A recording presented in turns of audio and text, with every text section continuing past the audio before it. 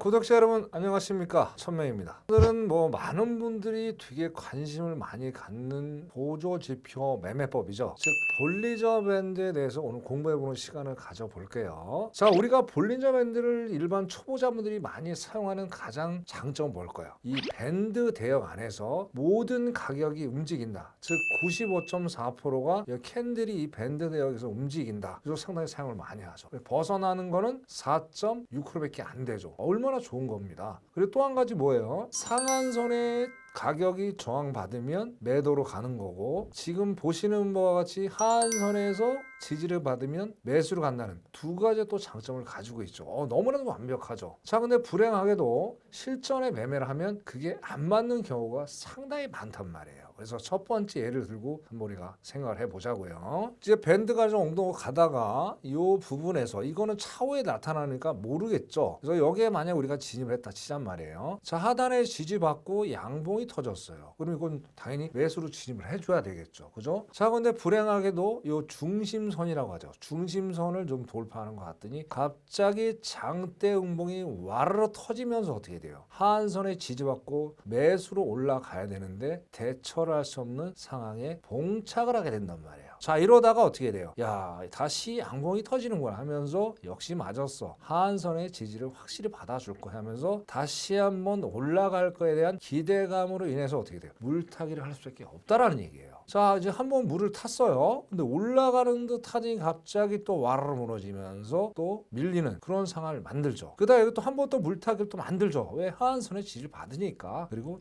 양봉이 터지니까. 그래서 물타기 한 번 더 태워요. 근데 가격은 생각과 다르게 중심선에서 저항을 받고 또 와르르 무너지는 그런 사태. 결국엔 최악의 경우 로스컷이 올 수밖에 없는 상황들을 만들어준단 말이에요. 자, 그리고 요 네 번째 요 구간을 또 한번 살펴볼게요. 자, 여기는 정확히 좀 맞았네요. 하한선을 지지받고 계속 중심선을 돌파하면서 고점 근처까지 가는 경우를 만들죠. 자, 근데 이게 어떻게 돼요? 여기서 손실 보는 것보다 여기서 수익 보는 게 훨씬 작단 말이에요. 자, 이렇게 이제 밴드가 되게 막 아래로 기울어지다 보니까 매매하는 입장에서 상당히 복잡하게 되고 불안하게 되죠. 그러다 보니까 어떻게 사람들은 대부분의 이렇게 밴드가 적은 구간에서 매매를 해요. 자, 이렇게 매매를 하면 어떻게 돼요? 이렇게 많은 손실을 봤음에도 불구하고 두려우니까 이런 구간만 매매를 할 수밖에 없다는 말이에요. 자, 그런데 이런 구간이 또 계속 나오면 좋겠지만 또 한 번 또 하방으로 내려가는 밴드 대역을 만든단 말이에요. 그럼 여기서 똑같이 하한선을 지지해주고 매수세로 올라가서 수익을 창출하려고 했는데 다시 급락이 터지고 다시 한번 또 올라가려고 하지만 또 급락이 터지는, 또 한 번 터지고 두 번 터지는 아주 엄청난 아픔을 밴드 대역에서 확인할 수 있다. 즉 다시 말씀드리면 이런 구간에서 매매를 많이 하는 이유는 뭐예요? 중심선을 기점으로 해서 어떻게 돼요? 밴드 대역이 작다 보니까 수익이 작게 만들어질 수밖에 없는 그런 상황을 만든단 말이에요. 자, 이런 매매를 계속하면 되겠습니까? 안 되겠습니까?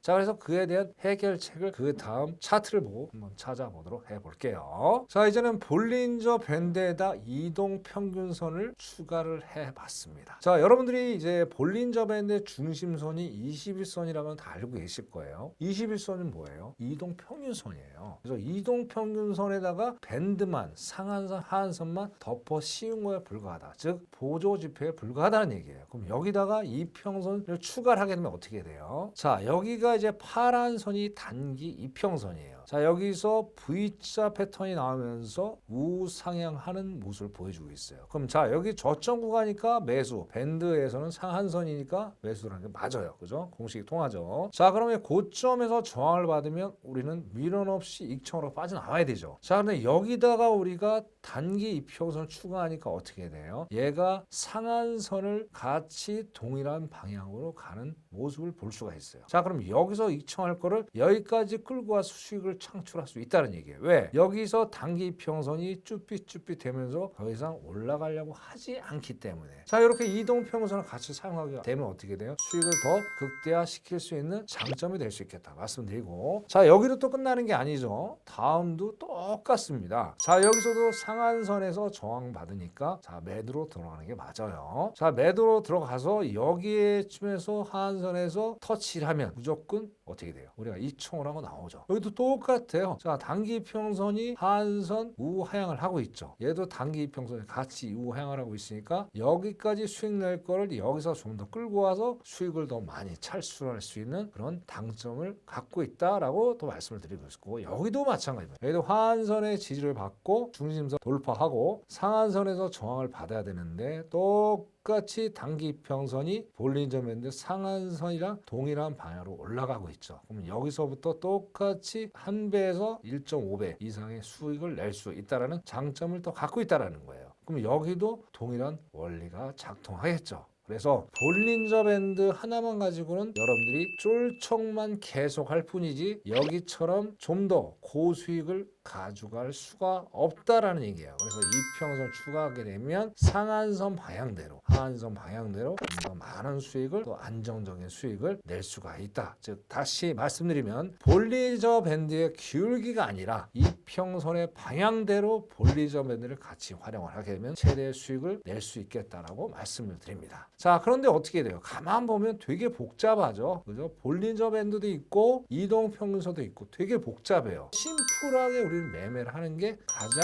단타 매매에서 핵심이에요. 자, 이제 간혹가다 높아지면 이런 말씀 좀 드리는데, 자, 공부를 많이 하고 뭐 여기다 이것저것 막 세팅 많이 한다고 해서 돈 버는 게 절대 아니에요.